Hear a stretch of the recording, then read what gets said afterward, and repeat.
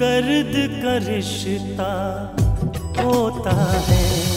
उसी ने मुझसे कहा था कि अमरनाथ का पूरा खानदान सर पटक पटक कर मर जाएगा, लेकिन वैभव कभी वापस नहीं जाएगा।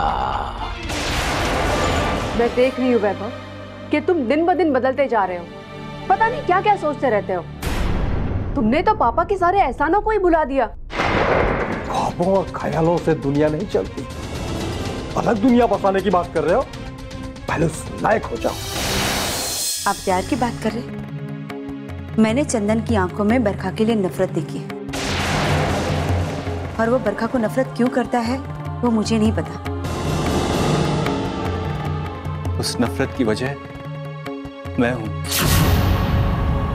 इसमें मेरी बहन की कोई गलती नहीं है, लेकिन चंदन मेरी गलती की सजा मेरी बहन को देना चाहता है।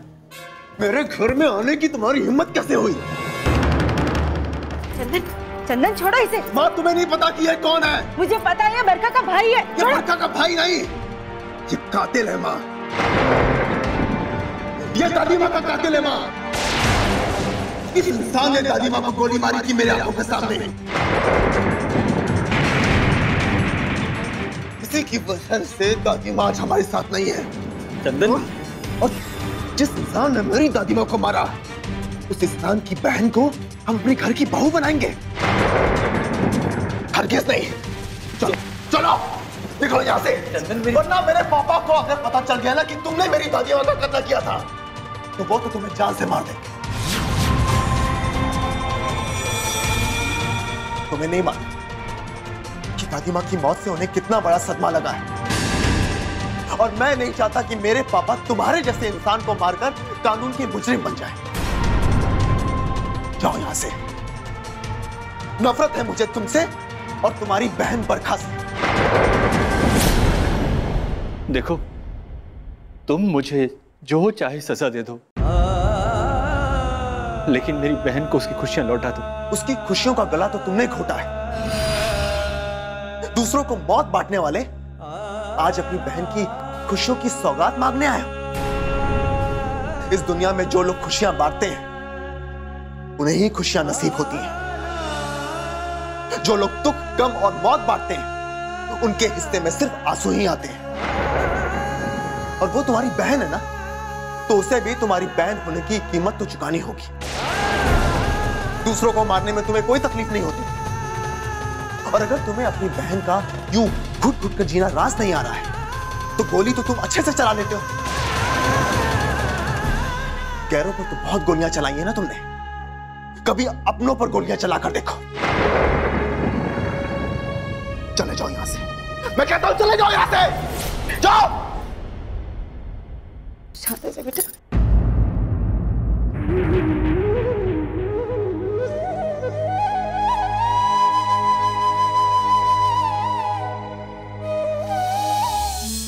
क्या बात है, ऑफिस नहीं जाएंगे आप? नहीं श्रावणी, आज ऑफिस में मेरा दिल नहीं लगेगा। श्रावणी, कालरा के बारे में हमने जो कुछ भी सोचा था, बाकेलाल ने वो सारी बात हमारे सामने खोल कर रख दी कि कालरा क्या सोचता है, उसके मंसूबे क्या हैं। कमाल की बात है, कालरा हमारे बेटे के बारे में इस तरह से बात करता है कि हमारा पूरा खानदान सर पटक के मर जाए, लेकिन वैभव वापस इस घर में नहीं आएगा। श्रावणी, बाकेलाल यहाँ कुछ कहने नहीं, हमें धमकाने आया है, पर बाकेलाल हमसे बदला जरूर लेकर रहेगा। अरे उसके कहने से क्या होता है, और कालरा भी हमारे बेटे को रोक नहीं पाएगा। मैंने अपने बेटे की परवरिश की है, अच्छे से की है, अच्छे संस्कार दिए हैं उसे। हाँ, थोड़ा वक्त खराब है, मेरा बेटा बह गया, लेकिन आप चिंता मत कीजिए, वो वापस आएगा, और देखिएगा वो खुद वापस आएगा। श्रावणी, काश भगवान तुम्हारे विश्वास की लाज रखे, लेकिन एक बात तो तय है कि वैभव आज पूरी तरह से कालरा की मुट्ठी में। भाई साहब, बाकेलाल की बात पर पूरी तरह यकीन करना ठीक नहीं होगा। हो सकता है कि बाकेलाल ने जानबूझकर आपको कालरा के खिलाफ भड़काने की कोशिश की हो। कुछ भी हो सकता है सरस्वती, लेकिन कालरा ने वैभव को अपने पास रखा हुआ है, तो उसके पीछे उसकी सोच भी कुछ ऐसी होगी। लेकिन मुझे कालरा की सोच की परवाह नहीं है, मुझे परवाह है बाकेलाल की, क्योंकि बाकेलाल कालरा के संपर्क में है और वो हमारे खिलाफ जहर उगलने की कोशिश करेगा। हाँ, जहरीला सांप तो है ही वो। हम तो इतनी आसानी से उसके साजिश का शिकार नहीं हो सकते, लेकिन मुझे इस बात का डर है कि कहीं बाकीलाल वैभव को अपनी साजिश का शिकार न बना ले। उस जमीन को बेचकर अब उसके पास काफी पैसा आ चुका है। अब उस पैसे की गर्मी में वो यहाँ तेवर दिखाने आया है। जाने दीजिए ना भाई साहब, वक्त तो गुजर रहा है और गुजरते वक्त के साथ वैभव को अपनी गलती का एहसास हो जाएगा और वो खुद वापस आ जाएगा। इंतजार से बात और बिगड़ सकती है ना सरस्वती। रानी, मैं तो ये सोच रहा हूँ कि हमारे घर में आकर इस तरह हमें उकसाना बाकीलाल की कोई चाल तो नहीं हो सकती, या फिर वो कालरा के कहने पर तो नहीं आया यहाँ? वही तो मैं कहना चाह रही हूँ। वो यहाँ आकर हमें भड़का रहा है और कालरा के पास जाकर कालरा को हमारे खिलाफ भड़का रहा है। बहुत ही कमीना आदमी है वो।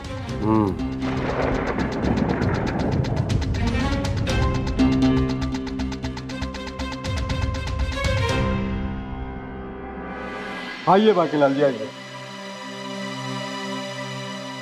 बैठिए।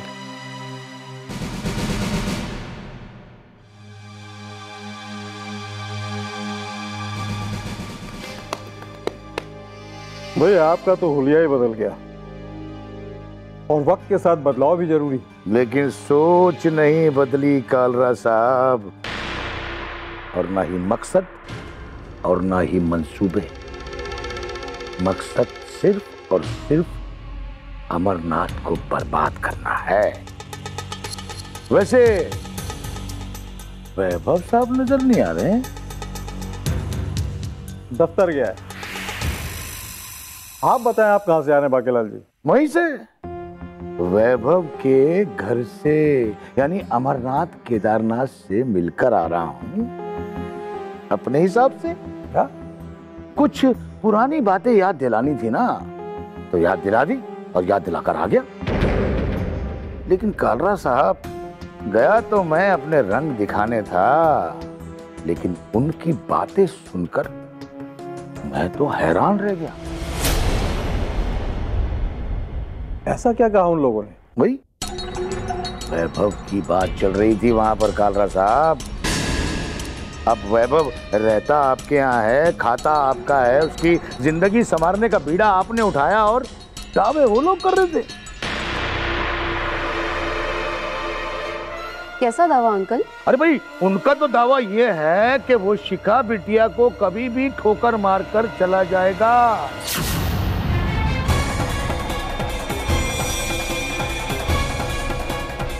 और वैसे भी कालरा साहब, वो अमरनाथ का बेटा है, आपकी मुट्ठी में आने वाला नहीं। ऐसा कहा उन लोगों ने? अरे सिर्फ कहा ही नहीं कालरा साहब, बल्कि उन्होंने दावा किया है। और जिस दमदार आवाज में उन्होंने दावा किया है, मैं तो उनका सिर्फ मुंह ही देखता रह गया अपने हिसाब से।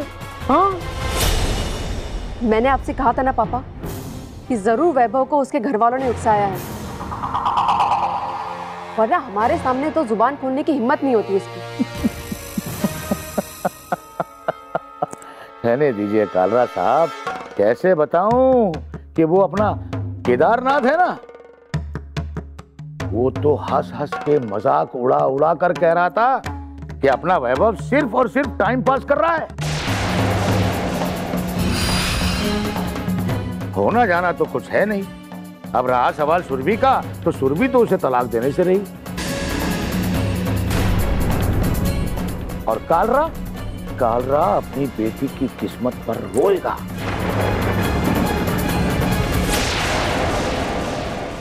ऐसा कहा उन्होंने। उन लोगों की ये मजाल। अब सुनकर तो मुझे भी बड़ा अजीब सा लगा, लेकिन जो उन्होंने कहा उसे यहाँ बताना मैंने अपना फर्ज समझा, तो मैंने आकर बता दी।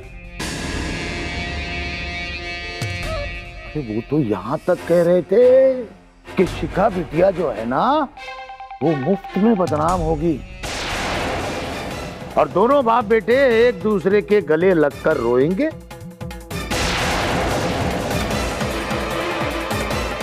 शिखा अपना दुपट्टा देगी और आप अपना रुमाल देंगे आंसू पोंछने के लिए। सुना आपने पापा, मैं ये सब बर्दाश्त नहीं कर सकती। उस घर में सुरभि इतने दावे के साथ बात करी है, इसका मतलब वैभव उनसे मिला हुआ है। वो लोग वैभव को अपनी मुट्ठी में करना चाहते हैं। मुझे तो लगता है शिखा बिटिया, मुझे तो लगता है कि उन लोगों ने वैभव को अपनी मुट्ठी में कर लिया। अब वैभव आपको बताता है या नहीं बताता,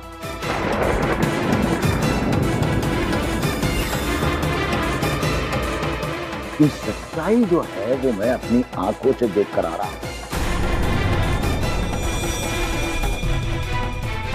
अब वैभव यहां से निकलता तो है दफ्तर के बहाने, लेकिन जाता कहां है? जाता होगा घर पे, अपने माँ बाप से मिलने, अपनी माँ से मिलने। घर पे या फिर कहीं बाहर मिलता होगा अपने हिसाब से। और उसने अगर मेरे साथ दगाबाजी की बाकेलाल जी तो जिंदगी भर रोएगा। अब इससे बड़ी दगाबाजी क्या होगी कालरा साहब? आप तो यहाँ पर आंखें मूंदे बैठे हैं, उस पे भरोसा करके बैठे हैं और वो आपके भरोसे से खेल रहा है अपने हिसाब से। अब आंखें खोलिए, आंखें खोलिए कालरा साहब, और समझिए और सोचिए कि सांप का जो बच्चा होता है ना, वो सपोला होता है, और सपोला मौका मिलते ही डसता जरूर है। आप ठीक कह रहे हैं अंकल। आजकल वैभव का बदला हुआ बर्ताव मैं भी देख रही हूँ। बस शिखा बिटिया, तुम इस बात का ख्याल रखो कि वो यानी तुम्हारा वैभव तुमसे दगाबाजी करके खुशहाल न रह पाए। और मैं तो कहता हूं कि तुम्हारे हाथ में बहुत बड़ी ताकत है, बहुत बड़ी ताकत। तुमने अगर एक बार पुलिस में जाकर रिपोर्ट लिखा दी ना, तो वैभव जिंदगी भर पुलिस के जाल में फंसा रहेगा।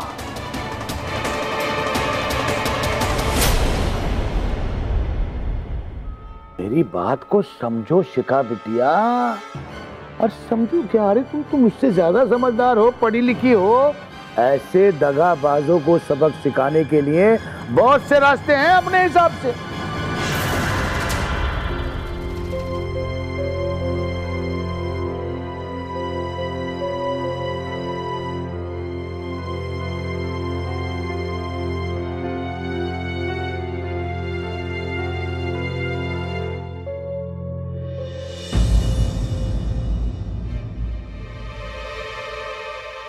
मायूस होकर लौटे हैं ना?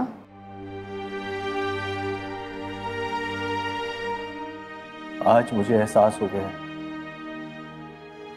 चंदन कितनी नफरत करता है। बरका, इस नफरत को मिटाए बगैर प्यार को रिश्ते में नहीं बदला जा सकता। श्रवण! मुकुजी, हाँ? ये क्या कर रहे हैं आप? ये भैया है मेरे। अरे तूने गोली चलाई थी ना माता जी पर, तूने गोली चलाई थी ना। आज तक मैं तेरे बारे में जानने के लिए कितना परेशान रहा। अरे कमबख्त, एक बुजुर्ग महिला पर गोली चलाने से पहले तेरे हाथ नहीं कांपे? तेरे ज़मीन ने तुझे धिक्कारा नहीं? इन्होंने कुछ नहीं किया, प्लीज मैं आपके हाथ जोड़ी, उन्हें छोड़ दीजिए। उठ, आज मैं तुझे जान से मार दूंगा, जान ले लूंगा मैं तेरी। मुकुंद,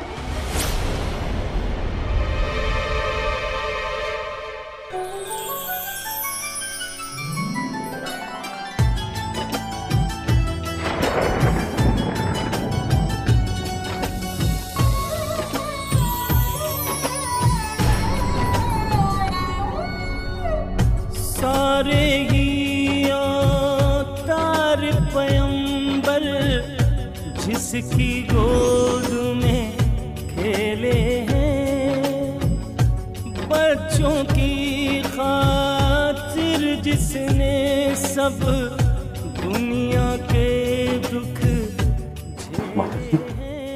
हाँ बेटा, मैं जीवित हूँ। पीपल माँ की ममता निर्मल शीतल, यही लिखा है वेद पुराण के पन्नों में।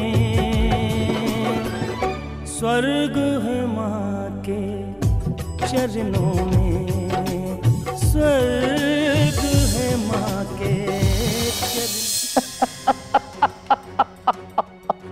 अरे आग लगेगी सुनील, तभी तो मैं अमरनाथ को जलते हुए देखूंगा।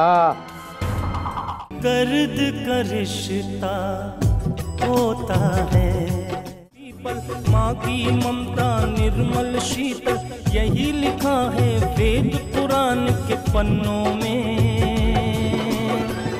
स्वर्ग है माँ के चरणों में, स्वर्ग है माँ के चरणों में। और ये श्रवण बांकीलाल के आदेश पर से मुझे मारना था, लेकिन इसने मुझे मारा नहीं, अपने कुकर्मों को मार दिया, उनका गला घोट दिया और मुझे चुपचाप यहाँ ले आया।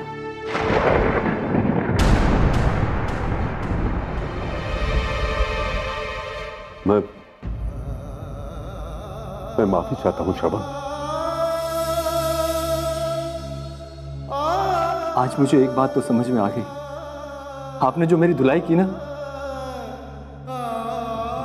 उससे मुझे समझ में आ गया कि आप माँ जी से बहुत प्यार करते हैं। मुझे भी इस बात का नहीं पता था कि माता जी ठीक हैं, सही सलामत हैं। कल ही मुझे भैया ने बताया। भाई साहब, अगर मैंने माँ जी को मार दिया होता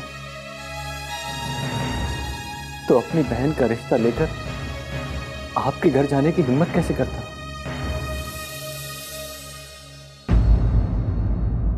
अरे कम से कम तुम मुकुंद को और चंदन को तो बता देते कि मैं जिंदा हूं। नहीं माँ जी, मुझे डर था कि ये बात कहीं खुल ना जाए, बांकीलाल को इस बात के बारे में पता ना चल जाए, इसीलिए इस बात को छुपा कर रखना जरूरी समझा। मेरे भाई, तुमने मेरी माताजी को बांकीलाल से बचाकर अपने घर में सुरक्षित रखा, इसके लिए मैं तुम्हारा आभारी हूं। मुकुंद भाई साहब, आभार व्यक्त करने की जरूरत नहीं है। माँ जी को बचाकर मुझे एक बात समझ में आ गई है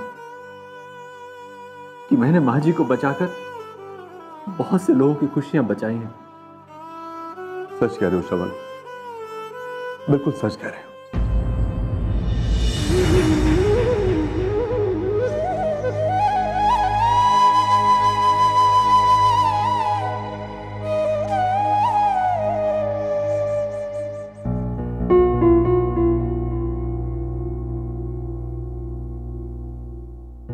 भाभी जी, जब मैंने बांकीलाल जी को फोन किया था तो वो अमरनाथ के घर जा रहे थे, लेकिन अभी तक वो कहाँ? मैं फोन करके पूछती हूँ उन्हें।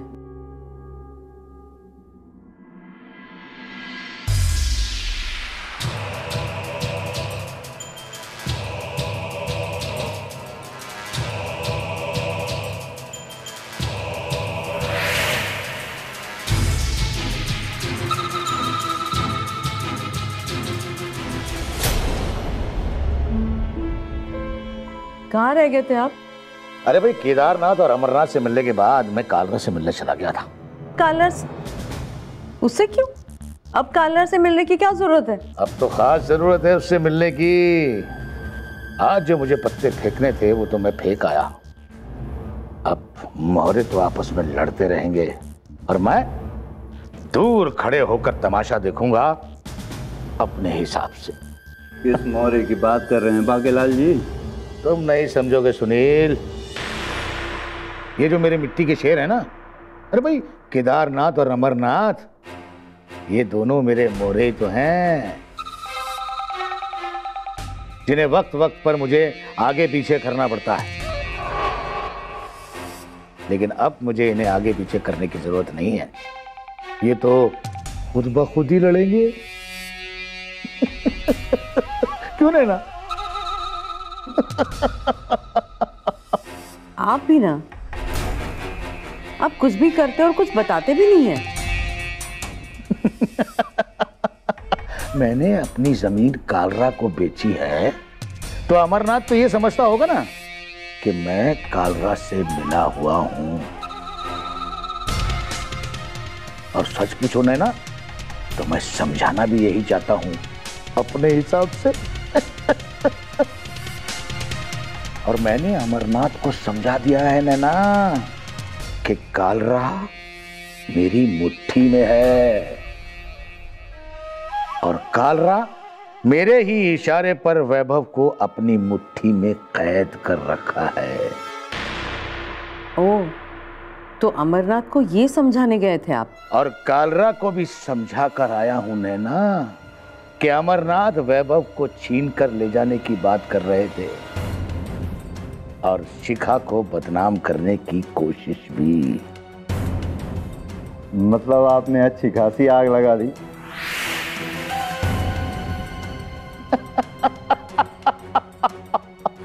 अरे आग लगेगी सुनील, तभी तो मैं अमरनाथ को जलते हुए देखूंगा। और कालरा को भी मैं आग लगा कर आया हूं। कालरा किसी भी कीमत पर अपनी बेटी की खुशियों को बचाना चाहता है और अगर मेरी बातों ने नैना उस पर असर किया तो वो अमरनाथ का सबसे बड़ा दुश्मन होगा। क्योंकि कल जो मैं खेल खेलने वाला हूं ना नैना, उसकी शुरुआत मैंने आज ही कर दी अपने हिसाब से। दर्द का रिश्ता होता है। और अगर मेरी बातों ने नैना उस पर असर किया तो वो अमरनाथ का सबसे बड़ा दुश्मन होगा। क्योंकि कल जो मैं खेल खेलने वाला हूं ना नैना, उसकी शुरुआत मैंने आज ही कर दी अपने हिसाब से। आज उस कालरा से बात करके मुझे ऐसा लगा कि वो भी किसी असमंजस में है। वैभव को लेकर उसके दिल में भी कुछ चल रहा था। इसीलिए मैं इस बात का पता लगाना चाहता हूं। तुमने कालरा का घर देखा है? नहीं, मैंने कालरा का घर देखा नहीं। मैं तुम्हें उसका पता देता हूं। तुम्हें उसके घर पर जाना होगा, उसके घर पे नजर रखनी होगी और खास तौर से उस वैभव पर। तुम्हें देखना होगा कि वैभव कालरा के घर से निकलकर कहीं केदारनाथ और अमरनाथ के घर पर तो नहीं जाता, क्योंकि हमारे प्लान के हिसाब से उस वैभव को कालरा के घर में ही रहना है।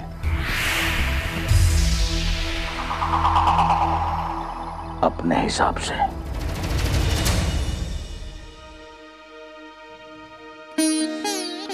माफ करना श्रवण भाई, पर जब मैंने तुम पे हाथ उठाया तब तो तुम्हें बता देना चाहिए था कि माताजी जिंदा है।